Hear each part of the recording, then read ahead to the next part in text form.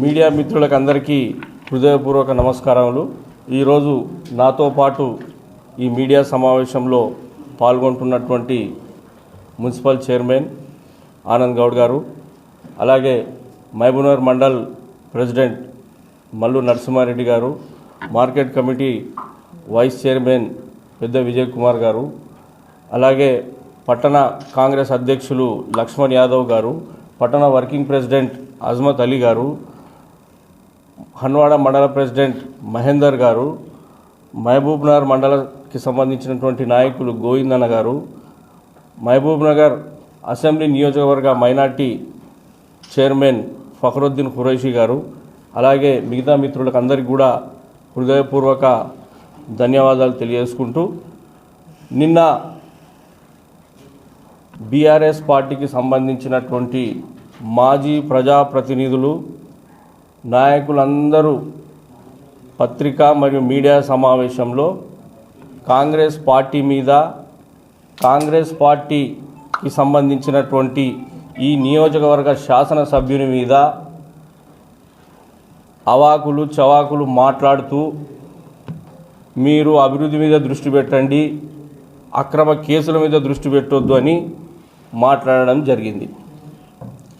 నేను ఒకటే చెప్తా ఉన్నా, బిడ్డ, మాజీ ప్రజాప్రతినిధులారా, మీ అందరినీ తీసుకుపోయి బొక్కలో నూకాలంటే ఒక్క నిమిషం పట్టదు మా ఎమ్మెల్యే గారికి. కానీ మా సంస్కృతి అది కాదు.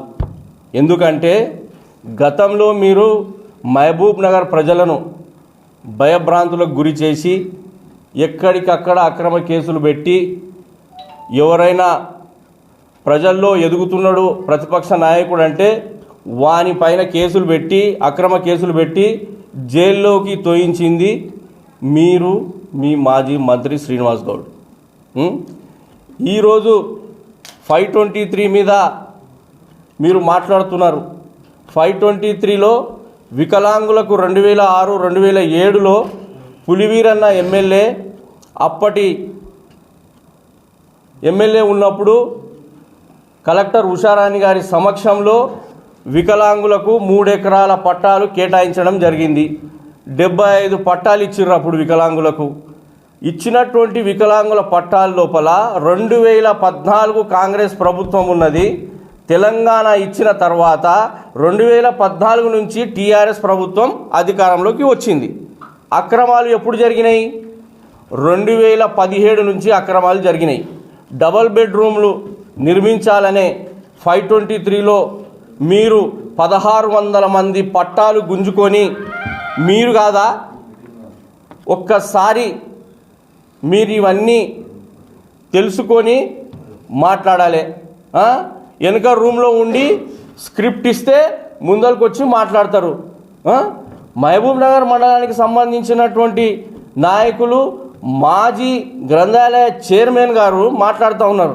అయ్యా, 9.5 సంవత్సరాలు నీకు నోట్ల నాలిక లేదే. ఈరోజు ఎన్ఎం శ్రీనివాసరెడ్డి పుణ్యాన నీకు నాలిక వచ్చింది. ఎన్ఎం శ్రీనివాసరెడ్డి గెలిచిన తర్వాతనే 7వ గ్యారెంటీ కింద నీకు నోట్ల నాలిక వచ్చింది మాట్లాడనీకే. 9.5 సంవత్సరాలు ఒక్క ప్రెస్ మీట్ పెట్టి నువ్వు మాట్లాడినావా?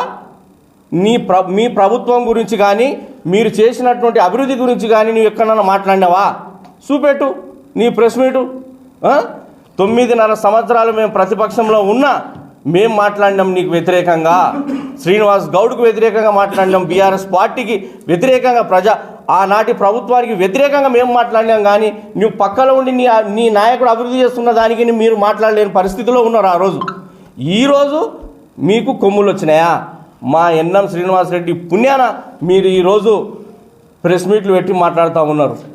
మీకు ఆ స్వేచ్ఛ కలిగించింది కూడా కాంగ్రెస్ పార్టీ అని మేము చెప్తా ఉన్నాం. ఎందుకంటే 523లో వికలాంగుల ఇండ్లు గూలగొడితే దొంగ పట్టాలు సృష్టించి అమ్ముకున్నది మీ పార్టీకి సంబంధించినటువంటి నాయకులు.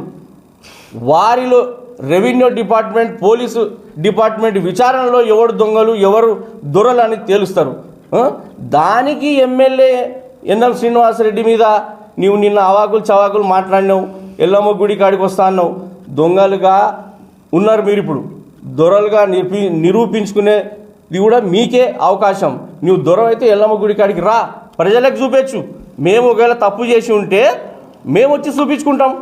ఈరోజు తప్పు నీ పైన ఒక ఆరోపణ వచ్చింది, దానిని నిజ నిర్ధారణ కింద తేల్చుకోవడానికి ఎల్లమ్మ గుడి కాడికి వచ్చి ప్రజలకు అందరికీ తెలియజేయి, అయ్యా నేను 523 దొంగను కాదు.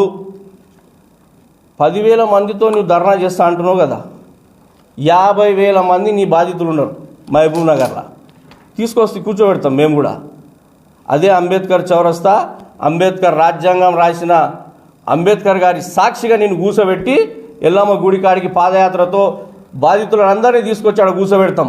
నీకు దమ్ముందా? చూడు మళ్ళా రా బిడ్డ. మాటలు మాట్లాడేటప్పుడు ఒక్కసారి ఆలోచన చేసుకో. మహబూబ్ నగర్లో ఉన్నటువంటి కాంగ్రెస్ పార్టీకి చెందినటువంటి నాయకుల పైన కానీ మా శాసనసభ్యుల మీద కానీ మీరు ఏదైనా అవాకులు చవాకులు మాట్లాడితే తీసుకుపోయి నిన్ను లోపల నూకనికి ఒక్క నిమిషం కాదు. మాకు రావా అక్రమ కేసులు పెట్టడానికే? అధికారం మా చేతిలో ఉంది. పోలీసు వాళ్ళని కానీ రెవెన్యూ యంత్రాంగం కానీ మేము ఆట ఆడించుకోవాలంటే ఆడించుకుంటాం.